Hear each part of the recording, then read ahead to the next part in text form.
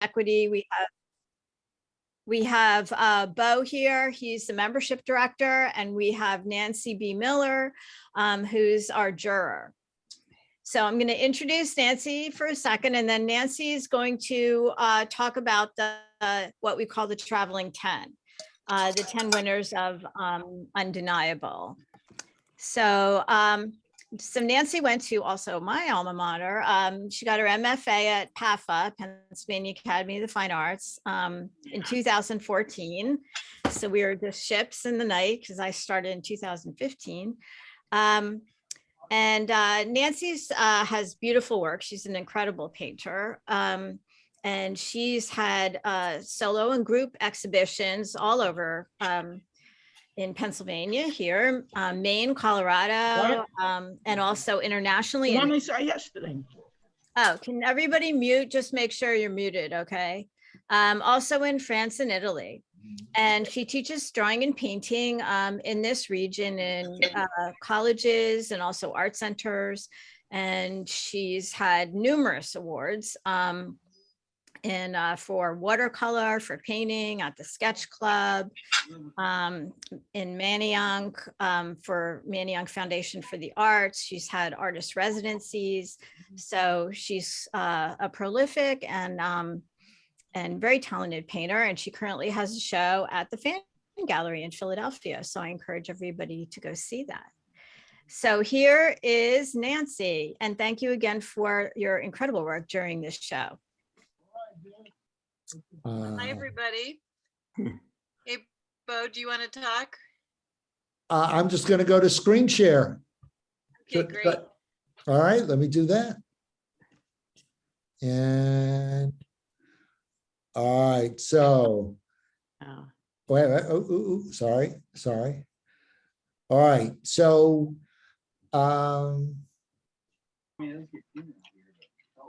so some of the folks may not be on, but you know what? It's given that it's recorded. Maybe Nancy, you do your analysis or your report on each of them, because some folks can't make it on, but they ask that it's going to be recorded. Absolutely. That's my pleasure. Hi, everybody. I'm so glad to be here today. Thank you for participating. And it was a pleasure to look at your beautiful art, and especially to all the art was wonderful, but especially the people that I chose for the traveling 10. I did have quite a few thoughts about. Is Cheryl here today? Cheryl Patton Wu. Yeah, I didn't see her name. Hear me? Someone says they can't. Yes, I'm here. I am here. Great. So that's great. Did somebody say louder? You can't hear me? Is that what's happening? Louder.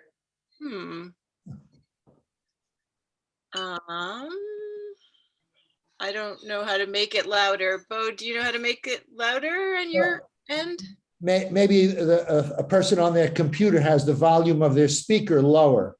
Right. It's plenty loud at my end, I'll tell you that. Okay, great. Yeah, sorry, I'm shouting. No, you're fine with the volume, Nancy. I think it was just that person's computer. Got it. That's fine. Yeah, Zoom is not the most ideal, but at least we get to all be together. So that's great. Cheryl, you're here. Wonderful.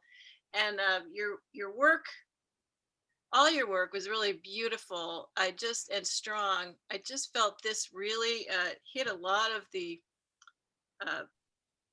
legacy issues that the show was looking at, including reproductive justice, probably the biggest, health and medical.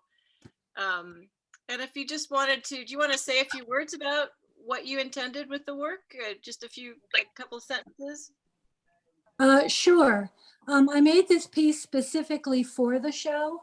When I read it all over and thought about it, I was, I wasn't quite sure what I was going to do, but I went to bed one night, and the next morning I woke up and the whole idea was set. And I said, I know I want to do a piece about miscarriage.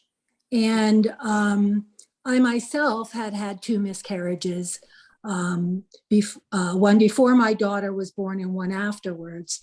And I just really started to think about that. And when I started to think about my experience and the experience of other women I knew who had miscarriages, that not much has changed in the 50 years, that our bodies ourselves has been going on, and that we still don't talk about miscarriage. People don't know the statistics. And this piece basically represents the three columns are in your 20s, your 30s, and 40s, the images of the pregnant torsos. And in the first column, which represents on the left, the in your 20s, 1 out of 10 pregnancies end in miscarriage. When you get into your 20s, which is the middle column, it's then 2 out of 10. And when you get into the third column, which is in your 40s, it's actually what I'm showing is 7 out of 10. And the research really was between 40 and 45, it was 7 out of 10. And once you went over 45, it could be as high as 8 out of 10 ended in miscarriage. Oh my God. So I did not quite get all this information from looking at it, but I got the feel of what you were talking about, even though I didn't have the data in front of me. But that doesn't matter. It's just so cool to hear the backstory. Well, you're really skillful in how you represented it, because it can be just read and understood on an emotional level. Mm-hmm. That's really important. And then having this backstory, I mean, I hope that there's an explanatory card or something next to it when it's shown in other places, because that just adds to how emotional it is, really. So And if I beautiful. may say one more thing, the embroidered words in the 2 columns, some squares are embroidered in black and some are in gray. And the different phrases that are embroidered, I wanted the phrases in black to stand out because those were phrases that I think the woman could relate to and were more emotional in her own feelings, where the phrases in gray were often phrases that the world says to the person who's miscarried, and it can often be thought of as flippant. And I wanted that to have a presence, but to fade in the background, while the black phrases really were more important and stood out, more positive. I see what you're saying, and I did not. On my screen, I could not quite see the distinction between the shades. It's hard to see. But in real life, I'm sure it shows up. And I just love it even more now that I've heard all this backstory. So it's a beautiful graphic pattern. If you were just looking at it as an abstract, it really works that way. It's just a large and impressive shape. I know it's 48 by 26. And it just seemed like it really hit it really answered the call. So I really appreciate your work doing that just for the show is especially impressive. Yeah, 2 weeks. I turned it out in 2 weeks, but once I had that idea, it was just like, it was easy just turning it out. Well, that is great. Well, wonderful work. And I look forward to seeing more of your work in the future, and congratulations on being in the traveling team. Yeah, thank you very much, Nancy. You're welcome. Did anybody have a question about it? Or we do need to move along because there's 10 pieces, but if there's anything important, Robin will check the comments and let me know, right, Robin? So, okay. Oh, Colleen, this is great. Okay, so I do to be really transparent, but the work is beautiful. I just didn't even realize. Oh my gosh. So Colleen, are you here today? She might not be. Well, I know that Colleen has done a lot of different work in the past, just because I know her through Cheltenham Arts Center, but she has really been doing a lot of collage. I guess is misspelled here, but that's okay. And I just thought this was such a women's issue. Again, reproductive issues and health care. And just something about the waning moon made me think about ageism as well, which is something about women only being valued during their reproductive period times. So I just felt this hit so many of the legacy issues, as well as being a very beautifully done, masterfully created just really craftsmanship is what I'm trying to say. It is beautiful here. It's not very large, so I'd love to see it in person. I've got to get over to that show. I've just been avoiding some large crowds right now, so I wasn't able to go to the opening, but looks great. Anyone want to comment on this piece? I do want to say that if you want a very little crowd, you can go to the show this Saturday from 3 to 5 o'clock. I'll be gallery sitting. And so usually it's not open on weekends. I know a lot of people work, but I'm going to be there. So Nancy, if you want to come then, so it'll be from 3 to 5 o'clock, and I'm going to add in some other times as we go. That sounds great. I'm actually teaching a workshop this Saturday afternoon, but I will. But there will be other times too. Let me know next time you're gallery sitting, and I'll try to get over, Robin. That'd be great. Okay. There actually are very few visitors all week long. You could come any day and there'll be very few people, and it's quite a large space. Yes, the space is a beautiful space. I have taught at Montgomery County Community College, so I've been to many shows at that space. It's particularly beautiful. Well, wonderful work, Colleen. If you're watching this later, big applause. Oh yeah, this one was very, very cool. Dina or Dina? I don't know the artist. Is she here? Yes, I'm here. Can you hear me? Yes. Okay, I'm traveling in a car, so I hope I'm not. Oh gosh. You sound pretty good. Are you Dina or Dinah? Dina. Dina. Okay, great. I've met both types. So, well, this piece seemed very both subtle and clear in what you're trying to say here. So it definitely seems to be addressing choice and reproductive, both science and health.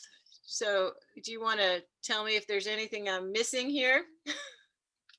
It's just about when you have to make the choice of whether or not to keep a pregnancy, and about what you think about during that time as far as the development of the child and what the consequences are, and whether or not you'll still have fertility. And it's just basically a piece of contemplating, the right to choice. That is exactly what comes across. And I have heard since I did the jurying that you do a lot of work based in science, in maybe microscience. Is that true? Yes. So are we looking at certain cell structures that are actually representational, or these were more imaginative? These ones here are a little more imaginative. Some of the things that I used to do are, exact, but over the last few years, I've just decided to throw in a lot of different shapes that you see under the microscope, but they may not be anything in particular or put in a particular way. Yeah, I thought it was so interesting. Just the way you have the bodies made up out of cell shapes is very cool, just to remind us we're all cells. And I particularly love the little frieze of, I guess they're irises across the top, some purple flower, even if they're not irises. And I feel like if you take that out, it really adds a lot, even though it's not a huge detail. So if you just put your hand up and take out the frieze of purple flowers along the top, it's still a very strong piece, a very graphic, beautiful composition. But there's something a little less appealing about it. The flowers make it, I don't know, more welcoming or something. They welcome you into the image. And they're basically, representing fertility, and that's why I put them up there. Yeah, and they also underscore the meaning, of course. So the whole thing was a very smart choice, I think. And I particularly like the strong river of cells, which is going it looks like a sword almost, which of course underscores the feeling of having to make a choice, and you feel like there's a sword hanging over your head, or there's a lot of mythology around swords, so you could take your pick on that one. But I thought it was strong. I don't know if you intended the sword shape, but there definitely there was a feeling there for me. Beautiful work. Thank you so much. Okay. So, We're doing great on time. I guess we could slow down a little. I'm zooming you through. all right, so let me change, I got the title wrong. Okay, I think. Oh yeah, that's this one. Oh my God, I love it. And I believe Jamie is on the Zoom also. Oh, fantastic. So I just love this artist's work. I'd never seen it before. And Jamie, what are your pronouns, if I can ask you? Jamie's one of those names that could go in any direction. Doesn't really matter. I'm sorry. I think we glitched. Okay. Can you now? Yes. Good. Okay. Yeah, I'm a girl, Okay. Jamie, and yeah, I'm new to art, so. Ah, really? Well, you're doing great. All your work was very Thank you. This piece I thought was just so it's so appealing and powerful, and the title especially just kind of hits you over the head and brings up so many thoughts. Did you want to talk about it, or do you want me to talk about it first? But if you had some thoughts about what you were thinking when you created it, I'd love to hear. I guess first thing is the title. I guess I should mention that I've gone back and forth with the title. These things become my children after a while. So depending on what I'm going through, the title changes. So it was deflower me to the tree of the knowledge, because there's an apple in the top of it, if you notice. So it became the tree of the knowledge of good and evil. I bounce back and forth depending on what I'm going through, and that's where the titles kind of come in. I think there was some confusion here with those titles. This piece also, this is something new that I kind of discovered or fell upon. It's actually all clay and alcohol ink. It's clay and alcohol. Hey. Wow. Oh my God, I did not even realize that. Okay, that is so cool. Yeah. So it's three-dimensional. I mean, it sticks out of the canvas. Absolutely. Right? Wow, that's interesting, because when you're looking at a screen image, absolutely, you can't really see all that. That's like even more cool. That's great. Wow. Well, I love it. And I've just never seen anyone work quite this way with the clay and the alcohol. I mean, I guess I could tell it was three-dimensional, but I thought it was maybe just paint or something sticking out. That is so interesting. Beautiful, beautiful. I like the title thing. I think most artists would agree that very, very rarely do you have a title and stick to it. And like, that's it. There's no other title. I will title something, and then I put it in a show, or I'm applying to something. 6 months later, I'm like, I don't remember what I called it. Or I might. Thank you. Like, that's where I was coming from. Or I might even know what I titled it, but I'm like, that title sucks. I'm going to come up with a better title. So, you definitely don't worry about the title. It does bother art historians, but we don't have to worry about them. But it definitely, I've worked a little for museums, and it really your Zoom is. Hello? I'm sorry. I think we're all frozen. What? Ah. Are we frozen? Well, is everything okay? Nancy, I think you're okay. Possibly Jamie froze, but I think no, someone's just talking to themselves. Oh my God. I thought they were telling me we'd frozen. Oh, Thank so you. once again, can everybody please, Except please the mute artist. yourself. Yeah, I just want to be talking to the artist. Well, beautiful work, Jamie, and I just look forward to seeing more of your work in future. I think I tried to look you up. You do have some kind of a website or web presence. Is that right? Yes. I'm at jelizabethharges.com.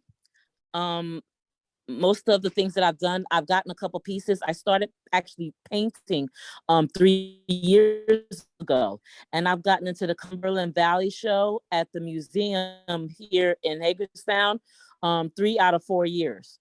So Hitting it 6 hard. months after I started painting, I started getting in the museum. So this has just been the biggest blessing, like Yeah. overall. Well, we I've been to the Washington County Gallery. Hello?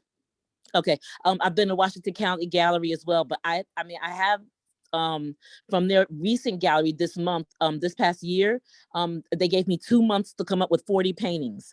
And so I had to do 40 paintings in 2 months, and he comprised a video of it. So I can send that to you so you can see that. But I don't really have a website. This is really unprofessional of me, but I don't have a website where all of my work is featured. Well, that's what I was going to say. I didn't see a typical website for you, but I did find you online, and it does No. seem like you're going, just doing amazing for someone who started, especially for someone who started so soon. It doesn't look like new work, if you know what I mean. So thank you very much. That was just wonderful. Thank you. I really Yes, ma'am. Take care. And Jamie, when you have that video, Oh, yeah. send me the link. I'll put it on our Facebook page, That'd be and great. I'll promote it. I'm so grateful, sir. Thank you. My pleasure. And I want to mention too, Jamie's a brand new member from Hagerstown, Maryland. So she's all the way from down south. I don't know how you found this, but that. Well, I think it's Very good. Mid-Atlantic, so that still counts, Oh, right? Mid-Atlantic. Oh, that counts then. Okay. Yeah, good job. Yes. I love this piece. Thank you very much, Jamie. That was great. Really great. Oh, I love this one. Is Jennifer Chernak here? Yes, I'm right here. Oh, I just thought this was really captivating. Out in nature, I am whole. So to me, it spoke a lot about mental health and trying to get away from all the stuff that just surrounds us in our urban or suburban lives, and trying to reconnect with the natural forces. So I guess that counts as health. I just thought it was wonderful, and especially hard sometimes for women to feel safe out in nature, out by themselves. So I just thought you could speak to what you were thinking of when you did the piece. Actually, I did the piece for the show, and I really spent some time thinking about, I don't do figures in my work. I do a lot of landscapes and urbanscapes. And I tried to think about my own body, and I thought, when I was like 10 and 12, I wasn't aware of my body. So I was totally free of it. And I used to live in Gwinnett Valley, and that brown house is what my house was growing up in the back there. And I would take off on my bike, and the house was a little chaotic. And I would leave, and I would go down to the Wissahickon Creek. I'd ride on 202. I had no helmet. There were horse trails near me. I'd go down them, and I'd be alone. And I didn't have any awareness of fear that someone would attack me. I didn't think about my body. I just remember being so free. And so I wanted to capture that. And if you look to the right of the house building, you'll see these arches in the back. It's a bridge, and it's the bridge I used to take my bike to sometimes with the Wissahickon Creek, and I would go in the creek, and sometimes I would harvest some clay and, make some little mud bowls. But it just was a time that I felt very safe. And again, I wasn't thinking about my body. Wow, this really resonates with me. It probably resonates with everybody.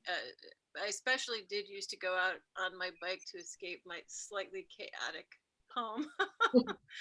So I'm like, sister, I really did the same thing, and it was wonderful to be out there, and also very dangerous probably without realizing it. But it is a cool time where you don't think about yourself as somebody who needs protection. You're just a part of nature. and that's a really magical time period. But you definitely, that really all comes through. I actually didn't think of it so much about childhood, but it doesn't matter. It just appeals to everybody, I think. It's that feeling of freedom that a bike can give you. Incredible. Well, you've got beautiful style. I love your strong strokes, very vigorous, and you're semi-abstracted but still understandable, which is a very, very cool state to be in. I like it. Thank you. Yeah, these really are beautiful. I think that's Jamie. Yeah, I agree. Thank you so much. Thank you. Oh my gosh, yes, this one. I'm saying this about every piece. Oh, I love this piece. But I do, and these were my favorites, clearly. Is Karen or Karen here? Yep. Yeah. It's just Karen. Karen, great. I had a friend growing up was a Karen, but spelled the same. Oh. Beautiful. So this is so interesting. It took me a moment to quite grasp what it's about, but I didn't even care. I just didn't even care. It's like, oh, I love it. The craftsmanship again was so intriguing. And then when I got it, I was like, oh, even better. So do you want to tell us a little bit about it? Sure. The piece actually originated as a portfolio piece. It was intended for a, yes, I am Roman Catholic. I'm shaking my head. I don't think so. And I did show it to my priest. Oh my gosh. Well, cool. He laughed. But anyway, so the piece is, it was one of my main, I'm going through the illustration program with Robin. And so we have to self-assign. So one of my goals is to get into Rolling Stone magazine. So what I did is I took an article based on Caitlyn Jenner running for the governor of California, and I felt that she sees herself as the savior of California, and this is the way I decided to portray her. And then when the show came about, I was talking to Robin about it. I'm like, oh, I'd love to put this in the show because, it really, it portrays her as the savior of California, but a lot of the LGBTQ community also, see her as a savior for them, if you will, like kind of just pushing the traditional gender boundaries and really going out there and putting herself out there and, moving Absolutely. forward. Yeah. Yeah, it's great. Yeah, I was like, she looks familiar. Yeah, it's definitely a second read. Slowly figured it out. Just don't know why I think that's just so funny. It like all slowly fell into place. But I still sometimes that's cool when an art when you look at art and it like oh, then you get more and more from it. It's kind of a fun thing. It's just beautiful. The centerpiece is actually removable. It comes out. I didn't remove it for the show, but it's actually a sculptured element. The state of California. I made that to be a spot illustration to go with the whole illustration piece. And then the border is actually aluminum foil, as is her crown. Oh, you're kidding. So it's aluminum foil that I worked with and manipulated to get that texture, and then I embossed it with my own design, and then I painted it with gold. So what it ends up looking like, which I assumed this was your intention, and even if it's not your intention, it was what I took from it, is that it ends up looking like something like an old icon, a religious icon that people would have in some kind of a case. Quite often it was a leather bound case or wooden case with leather or foil, metal foil on it. And then they would just carry that with them for both, devotional and also to help to protect them kind of Right, right. feelings, which is, very understandable. So that is so interesting. What's the size on this again? I just can't remember the size. Oh, there it is, Pretty 20 big. by Yeah, 16. so that's too big to carry around first, but it has a look of something my grandmother, I guess, would carry, like a saint around with her. She was Catholic. Yes, so- yes. As children, we always avoided my grandmother's house at 7 o'clock because otherwise she'd make us say the rosary with her. Oh my gosh. Well, it's just great. I love how you did it. I hope you got an A on the project. Oh, thank you. They don't grade, but it's definitely going in my portfolio. So It's really strong. Wonderful. I look forward to seeing more of your work. oh, thank you so much. Hopefully you'll be in Rolling Stone someday. I hope so. That's great. Thank you. Thank you very much. Oh yeah, this one was so great. Libby Soffer. Is Libby here? Yes, can you Yeah. hear me? Yeah, there you are. Okay, Hi, Libby. We met hi. once many years ago, but I just, wow, beautiful. So women's work is never done, and this is quite an impressive piece. It's a big size, and I love how it embraces the floor. So it's both hanging and then resting on the floor in this way. And I assume you crumple it artfully each time you put it up. I do, but Patrick was a bit more obsessive than I. He folded it at the bottom. So that I thought, well, that's another way to look at it.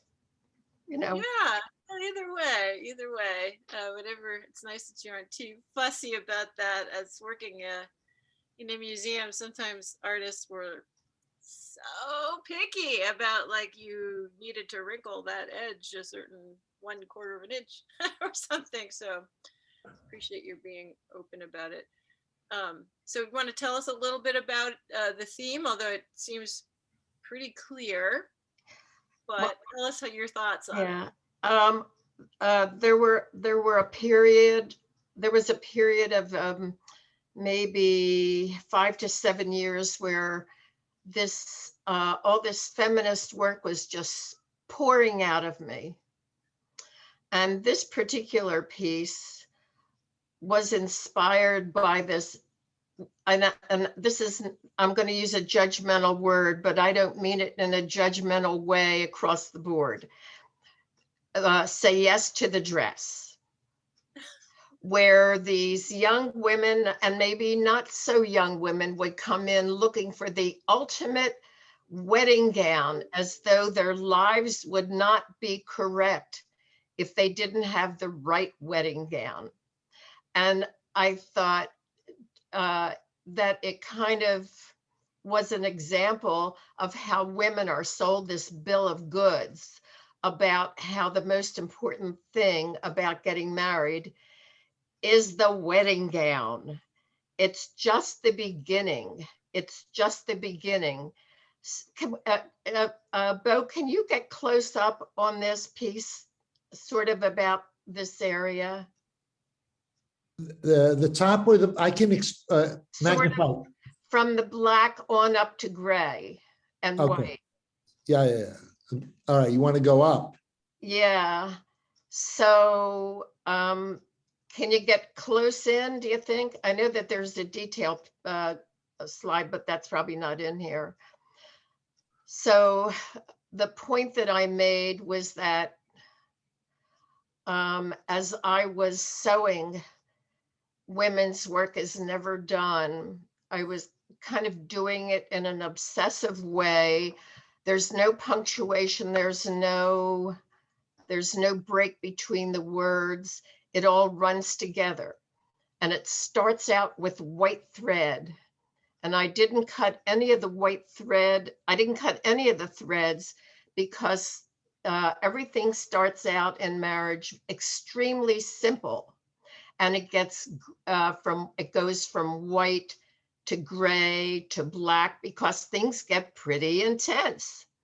So, and it ends up, there's a green line that continues all the way down to the very, very bottom, even the part that's crumpled.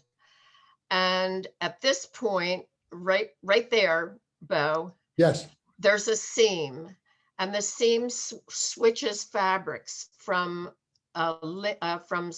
slipper satin to linen, because of the, and this is very cynical, we are supposedly wrapped in a linen shroud at the very end. And so I switched to the lightest weight linen I could find. And so this is kind of a cynical piece. There are still pins in it because this is work as yet undone, not finished, meaning that women's work is never done. And so that's where the piece comes from. Fantastic. Wow, I love it even more now. I hope that I really do hope at some point there can be like a paragraph or so Yeah. from the artist, because it really does. I mean, I just loved it anyway, but now it's like, wow, it's even deeper than I thought. So glad I chose it. And I think there's a very nice comment is that from Jamie, saying reminiscent of the obsessive, repetitious fashion you can end up living in if you're not careful. Very cool, very true. Especially if we just don't question this, what we're told is so important, which is what you were saying. It just sort of felt that the concentration on a wedding gown was missing the point completely. And so I kind of started there. But Nancy, I knew your work, and I knew I absolutely wanted work in this show because I wanted to take advantage of your seeing my work, and hopefully that you would choose some of it. Well, yeah, I certainly did. It's just, thank you, and what a compliment for me, because I just love your work. I just feel very honored to have it in the show, and I'm so glad Thank you. to choose this one. It was actually hard to choose which one, but this seemed to be like most clear. Yeah. I'm seeing another comment here. Yeah. Like Libby's work, just amazing. Well, thank you so much for being in the show. It's just Well, thank you. you. Here we come to, this one is so fun, and maybe fun isn't the right word, but it's just really fresh. I love that it's painted on a window shade. So it's 86 by 34. Is Liz here? Is Liz Silba here? yes, yeah, I saw Liz. Okay. Yes, here I am. I'm going to unmute myself. Great, Liz. So Yeah. I just was very, this is just such an appealing image that I think many people can relate to in some way, or even just find it interesting to be painted on a window shade like that. Does it actually roll up, or is it just straight? It rolls up. I mean, it was, meant to roll up. I was hoping. So it's interactive too. Yeah, I should. Well, it doesn't. It's not on the spring-loaded thing, but I could put it in the house. That would be cool. fun. It'd be cool if it were. Yeah. But it's still cool that it rolls up. So you want to tell us a little bit about the piece, Liz? Sure. I mean, I've been interested in full-length portraits a lot. That you see a lot of, in the Philadelphia Academy of Fine Arts, I guess, is, Sargent, or, those big portraits of ladies in the Belle Epoque heading out to the opera or something. It's like, well, that's not me, but here I am going to a hot springs, feeling, as I look at this, I think, oh gosh, just the idea of, as we get older, still kind of just being in our bodies, even though they might, getting used to a new type of body, I guess, as I look at it, like, in the face, still sort of vulnerable and childlike, but the and just sort of, again, the vulnerability kind of exposed wearing in a bathing suit. And as I look at it, sometimes I think, oh, I should have finished out the legs a little more. Why are those sort of scab-like patches of color on there? But then I think, well, maybe just the kind of like, you know what, I'm not Barbie anymore here. Yeah. And that's Well, all right. That feeling of sort of well, the title helps to decipher the meaning, but even without the title, coming of age, you definitely get that feeling of that, I hate to use this art speak word, but this liminal state between your changing body. I mean, we're always changing our bodies, but there's a childlike vulnerability to the round face, but that's definitely a woman's torso. And then I thought the patches on the leg were like mud because I didn't know where you were. So very childlike in a way, but you're becoming a woman. And it was just like, oh my God. I so remember that period of and the, you know, all these new periods to come. And there's a certain awkwardness as you come to accept the new you as we age.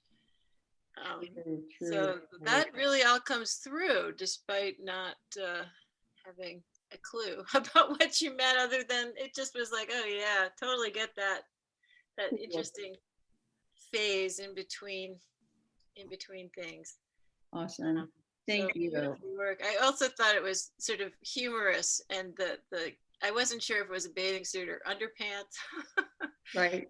And it reminded me of a painting, a full-length painting done by one of my professors at PAFA, Edith Neff, who did this great painting of herself, which shocked everybody in the 70s, I guess, of herself wearing underpants and a shirt, not unlike that shirt. And it was like, it was, all the girls were like, wait, you know, we were there in the 90s, but it was just like, way to go, Edith, when it got hung, because the men were like, this makes me uncomfortable. And not all the men, I shouldn't say it like that, but there was some feeling of like, why did she do that? And I'm like, because you walk around in your underpants, you know, it's like, it's part of women's life. So, right, yeah. I don't know, there's just a lot for me there. And I also love the humor of the little socks, which I'm wearing right now. Random, yes. Random Bombas socks or whatever. So yeah, it's cute. Just great. And I especially the scale really spoke to me too. Oh my gosh, we are running out of time. So but great work. Really love it. Thank you. Thank you. Oh, this piece is so elegant. Oh my God, it's so beautiful. Who is the artist on this? Nina Yoakum. Is she here? Yes, Nina's here. Nina, this piece just so blew me away. It's so beautiful.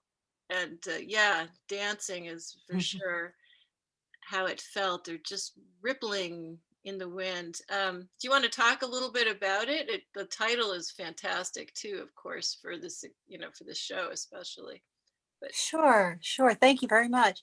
Yes, I titled this Womb, partially because, as most of us have talked about, retitling things. But the simple title of Womb reflects the simplicity of what it is our body is doing with all of these cells as women's bodies, and our wombs are simplistic, but yet very amazingly intricate. My particular history is I had to undergo a very early hysterectomy. I had ovarian cancer that ran in my biological, I'm adopted, and my birth mother, fortunately, was able to share a great deal of medical history with me, including ovarian cancer. So we share that in common, in that our wombs were barren. I also suffered endometriosis, which I did not know anything about until I was probably 36, 37 years old. So a lot was going on in my body I didn't know about, and I am childless myself. So that this is a very tender piece to me, because there's that possibility of bringing life forth that I wasn't able to do myself. However, I can still care for what is still, it might be missing, but I can represent, it can be representational in my artwork. God. So it's so, all that is there. It's so poignant and so beautiful and hopeful and sad and elegant. It's just amazing. Wow. I just, I love hearing these, what you guys were thinking of. It's very beautiful and humbling to hear all these backstories. Can you tell us a little bit about how you made the piece? It just looks so exquisite, but I'm not quite sure how you did it. Sure. This medium is called alcohol inks, and they are on non-porous, any kind of non-porous surface, such as synthetic paper or craft plastic in this case. Like Yupo or something? Yupo, Nara, exactly. So any non-porous surface, glass, metal, etc. This was created on a 12 by 12, which to me is a large piece. Most of my work tends to be very intimate, but I took a chance on wanting to let my inks flow, and there's a chemical reaction that goes on during this process as well. My father's a retired chemist, so I have a lot of chemistry in my background. So that's why I find this medium so very appealing. I use a heat tool that pushes the alcohol inks on the surface along with isopropyl alcohol, and the inks do change color and blend depending on how you push them along, how far you want to push them. Wow. I want to keep this a very soft piece, so I did use something called blending solution, which is just a little bit of vegetable glycerin. So I wanted it to be a subtle piece, and I was very happy with doing something that is, again, much, much, much larger than my typical comfort zone. Wow. Wow, that's just so meaningful. That's beautiful.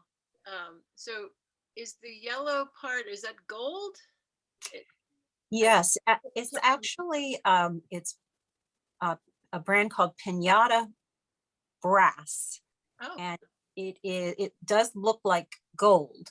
And something inspired me to place the gold within these small sections. Yeah. And those small sections actually wound up looking somewhat like fallopian tubes and uterus itself. You did that. Well, you did do it on purpose, but it's not illustrative either. It's just sort of hints at, which yes. I just love how delicate that is. I think there was a question for you from I don't use a heat torch. I use what's called a heat gun, or a heat tool, and it is similar to like a hair dryer. It blows out heated air that you use to manipulate the alcohol ink in pushing them along the surface of the non-porous paper. Wow. Well, that is just beautiful. I just love it. So thank you, and hearing the backstory made it even more meaningful. So thank you so much. Thank you. Okay. Robin. Oh yeah, Robin, I love this piece. So it's pretty big. I think 50 by 36 is large for an oil. But whatever the size, it just has a great composition and strength to it, and takes a minute to quite deconstruct what's happening in it. I just thought it was very meaningful and hit a lot of the points that we wanted to talk about for the show. So do you want to talk a little bit about what was in your mind as you painted it, Robin? Sure. So I painted it. I started it actually at PAFA, but for this show, because, the first one of these shows I had at PAFA. Right. And then I repainted it for this particular show. So this is about that kind of, like you were talking about, that sort of liminal phase of coming of age, but this is about becoming a woman and what it means. And when I was a teenager and younger, I really didn't want to be a girl. I didn't have any what we would, gender issues. I mean, I felt like a girl, but I didn't really want to be a girl because, being a girl kind of sucked in our world. And I sort of saw that, and my mother worked. And then my daughter, who's now 19, a few years ago, she said the same thing. And I was just devastated, but knew exactly where she was coming from. And so, and this painting is really about that kind of that adolescent moment where I wanted this to look like a girl, but also to have no sexual aspect, because I didn't want this to be about that. I wanted it to be about really more the meaningfulness of becoming a woman and what you're about to embark on. And so she's powerful in my, I wanted her to be powerful and to look powerful, but also to be held back, and for her to take flight, really. So there's a sort of bird imagery, and, I wanted that kind of, I wanted it to go into some abstraction, but there's sort of that repetitive aspect of the fluttering of the hands, and, and also to be, the fact that she's held back by all that's in front of her. So literally the vines in the picture, but metaphorically what life does and what life will do to her in terms of holding her back.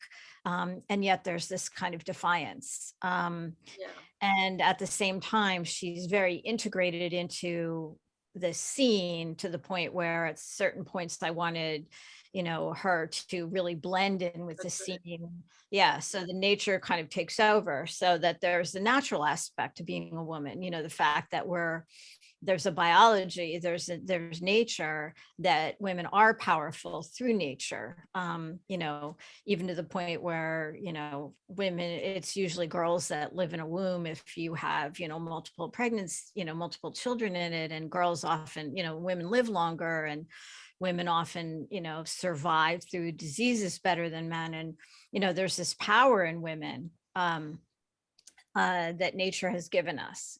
And so that's all what I wanted, all that I was thinking about making this image.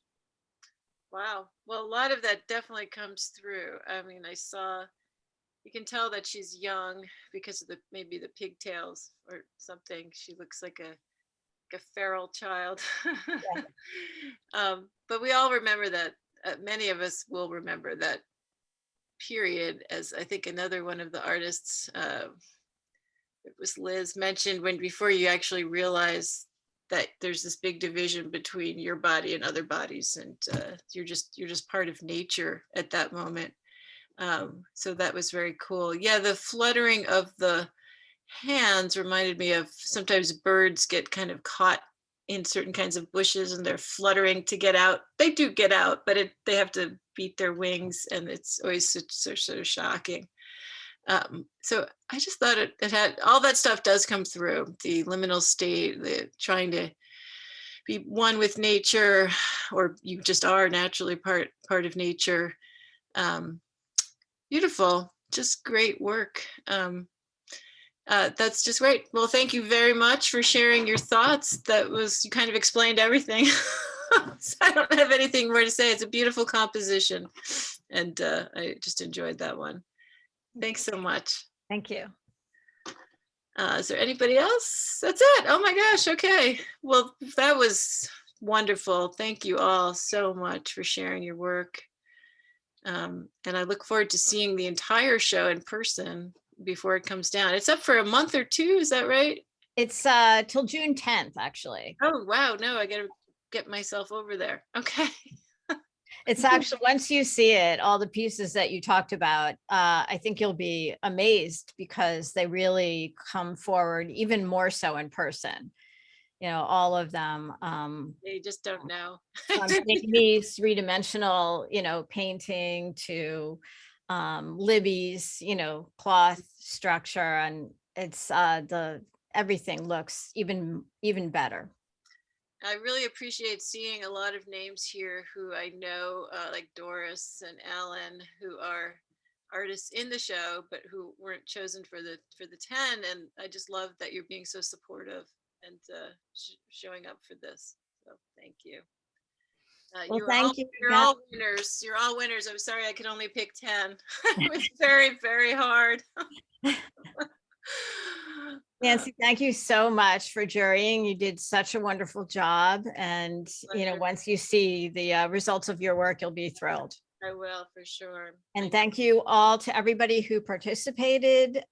We're so happy that you were part of the show and that you sent your work in. And if you've come to see it, and I hope you enjoyed it. And thank you so much, Bo. Thank you for all the work that you've done to get the show off the ground and to help us tonight.